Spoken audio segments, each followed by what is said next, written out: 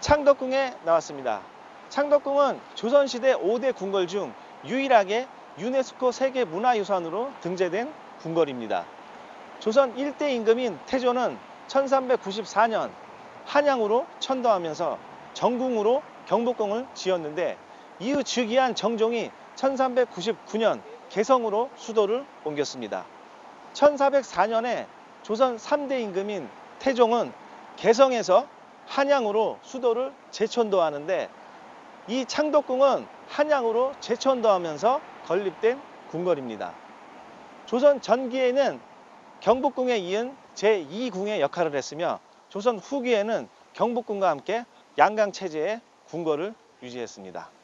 1868년 경복궁이 준공되면서 정궁의 역할은 상실했지만 1906년 순종의 대한제국 마지막과 함께 운명을 같이한 궁궐입니다. 조선 전기부터 조선 멸망까지 함께했던 유일한 궁궐이고요. 가장 오랜 시간 동안 조선시대에 남아있던 궁궐이기도 합니다.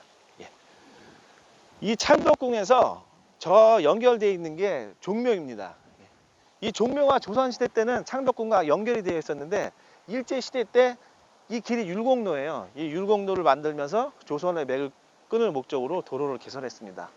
오늘날에는 서울시에서 이 율곡로를 자동차를 지하하고 위에를 그 창덕궁과 그 종묘를 연결하는 복원공사를 하고 있습니다. 제가 익선동편에서 말씀드렸던 그 내용입니다. 조선시대로 되돌아가 보면 창덕궁 내에 있는 건너편의 종묘의 그 언덕은 풍수지리상 훼손하면 안 되는 것이었습니다.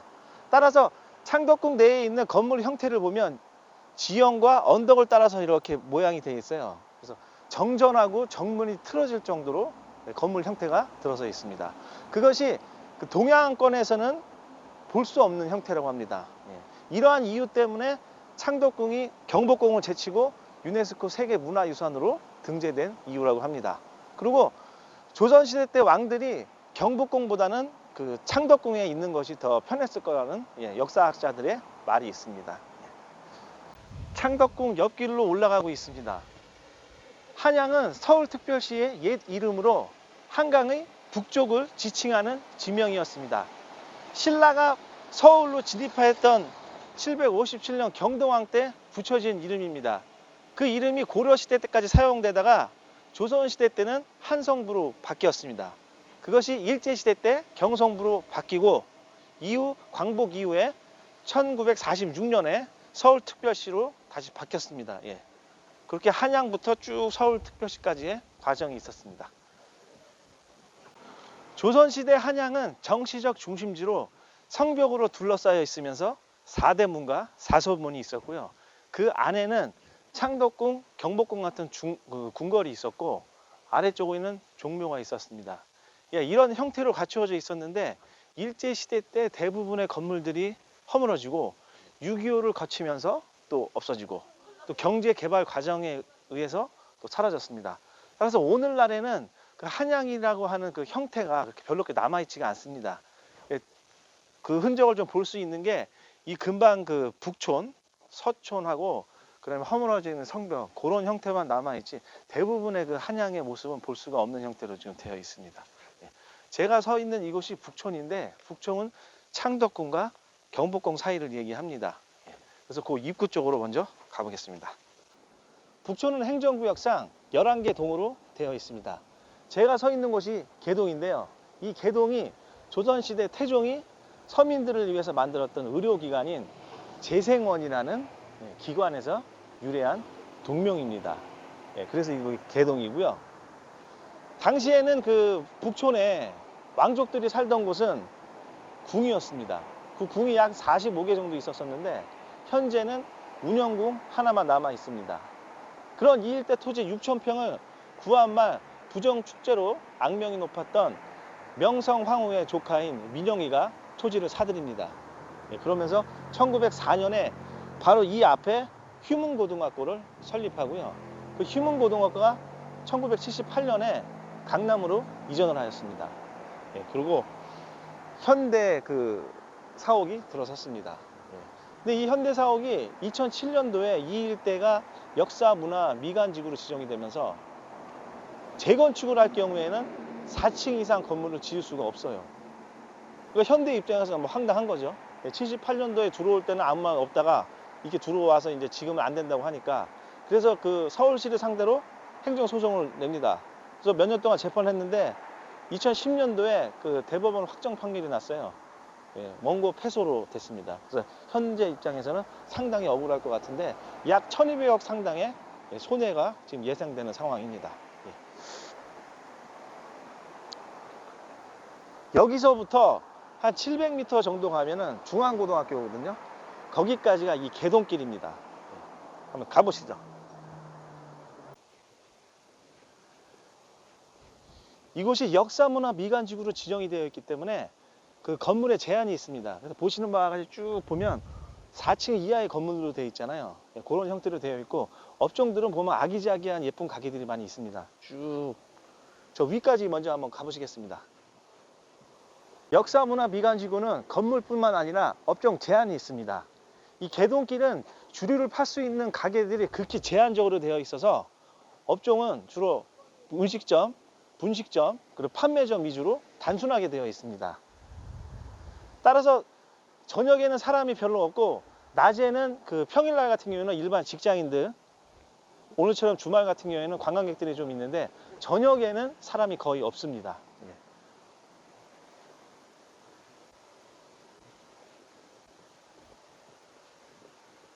저쪽이 그 창덕궁에서 넘어오는 언덕이고요. 요런 쪽으로 넘어가면은 이제 제동으로 가는 길이고, 저희는 지금 개동길로 해서 중앙고등학교 방면으로 쭉 올라가고 있습니다. 제가 쭉 저 위까지 가면은 이곳의 그 월세 시세는 1층 10평 기준으로 80에서 200 정도 보시면 되고요. 건물 시세는 그 안쪽 같은 경우에는 3천에서 4천 정도 보시면 되고, 대로변 같은 경우에는 약 6천에서 1억 정도 보시면 됩니다.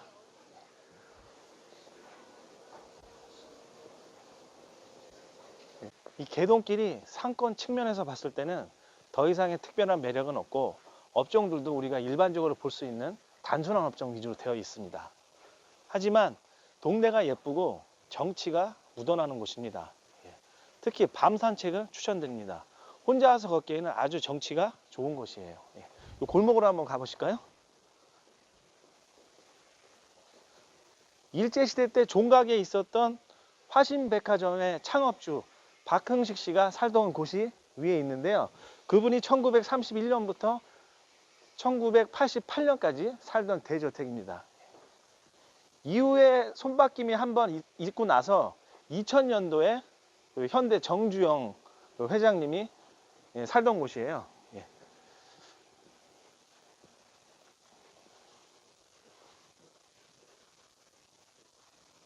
저 위에 있는 그 대저택입니다. 대지 면적은 약 700평으로 제가 알고 있습니다. 다시 중앙고등학교 쪽으로 가볼까요? 쭉 올라오고 있습니다. 1908년에 개교한 사립고등학교인 중앙고등학교로 한번 들어가 보시죠. 고려대학교하고 같은 재단이라고 합니다. 뒤쪽까지 쭉 학교가 있는데 이 학교의 규모가 웬만한 그 단과대학 정도의 규모로 돼 있어요. 그리고 1908년에 개교할 당시에 그 모습이 그 유럽풍 중세 고딕 건물 그런 형태로 되어 있습니다. 참 오래된 학교예요. 겨울연가 보시면은 맨 처음에 학생들 나오는 장면들 있잖아요. 거기 여기서 촬영했다고 하더라고요. 그래서 이 앞에 보면 문방구에 겨울연가 출연진들 그 사진들 많이 있던 게, 과거에는 일본 관광객들이 되게 많이 왔었어요. 현재는 그렇게 많이 오지는 않습니다. 아름답네요. 다시 이동해 보겠습니다. 안국역으로 왔습니다. 이곳은 제동입니다. 제동은 세조 때 만들어진 지명입니다. 세조가 계유정난을 일으키면서 여러 대신들이 살해를 당하는데요. 그 살해를 당하면서 피가 흐르는데 그 피가 냇가를 이룰 정도로 피비린내가 심했다고 합니다. 그래서 동네 사람들이 나무를 태우고 그 재를 뿌렸는데 그 재가 동네를 막 흩어지면서 제골을 이뤘다고 해서 그 제골의 한자어를 변화하는 과정에서 제동이라는 동명이 생겼다고 합니다. 헌법재판소로 가는 방향인데요. 그쪽으로 먼저 한번 가보시겠습니다. 헌법재판소 안으로 들어왔습니다. 조선말 근대화를 주장했던 우의정 박규주 선생의 집터입니다. 연암 박지원의 손자이기도 합니다.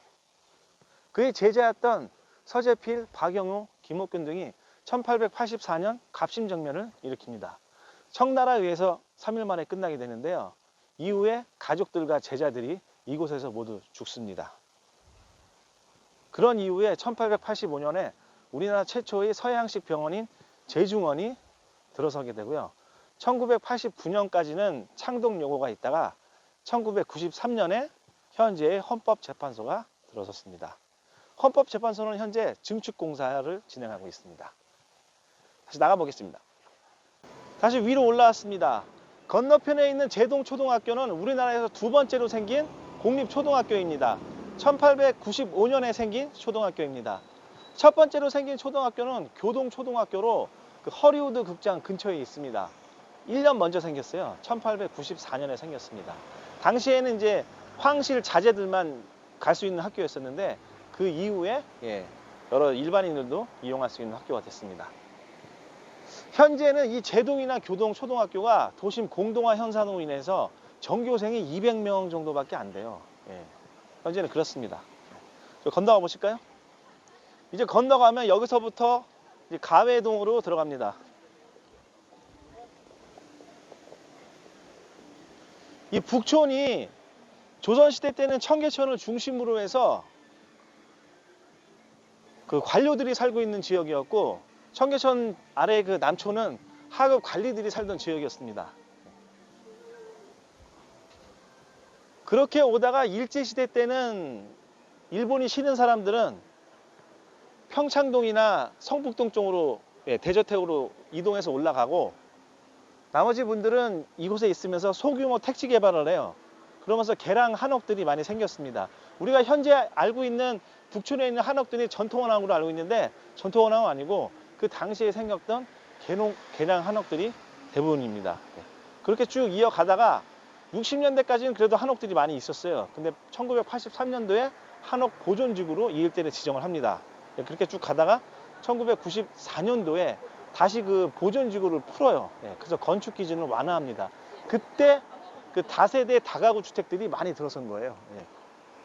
그렇게 있다가 이제 또 난개발이 되니까 그거를 막는다고 나온 게 역사문화 보존 지구를 또 만들었습니다.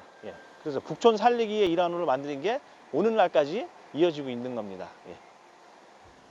이렇듯 이 일대는 보존과 완화에 뒤바뀐 상황을 겪어오면서 건축 제한, 업종 제한 등 상권으로서의 자리를 잡는데 혼란을 겪었습니다. 그러는 사이에 삼청동 상권의 확장으로 부동산 가격이 상승되고 임대료가 상승되면서 세력들이 두 갖다 빠졌습니다. 현재는 임대료가 상승된 상태에서 머물러 있는 상황에서 주변에 새로운 상권이 생기면서 많은 사람들이 그쪽으로 또 빠졌습니다.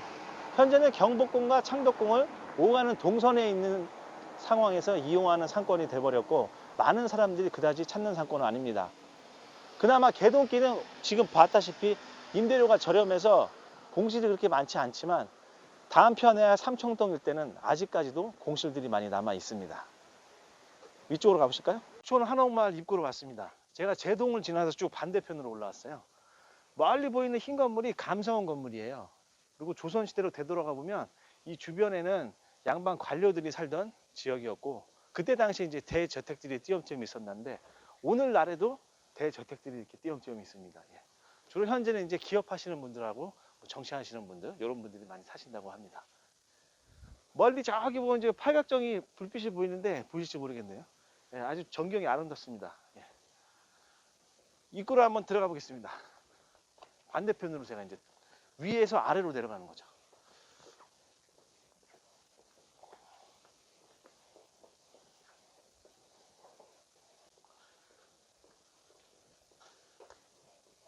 이 북촌이 창덕궁하고 경복궁 사이에 있는 마을이었잖아요.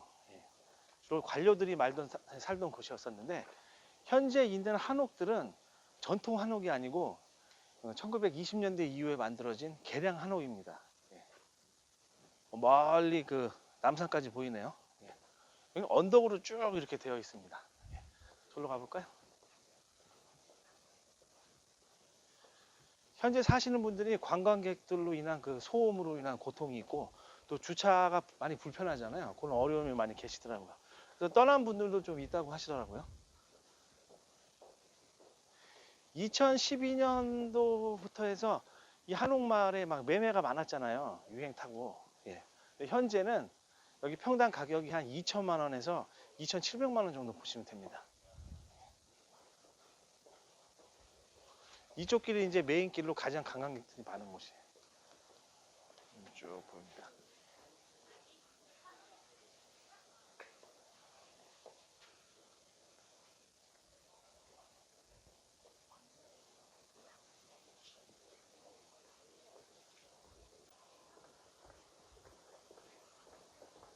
저 멀리 경복궁이 보이고요.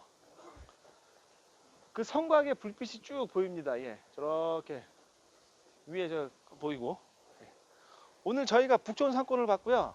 2편으로는 안국동부터 시작해서 삼청동으로 해서 쭉 그 청와대 뒤편까지 한번 올라가 보겠습니다.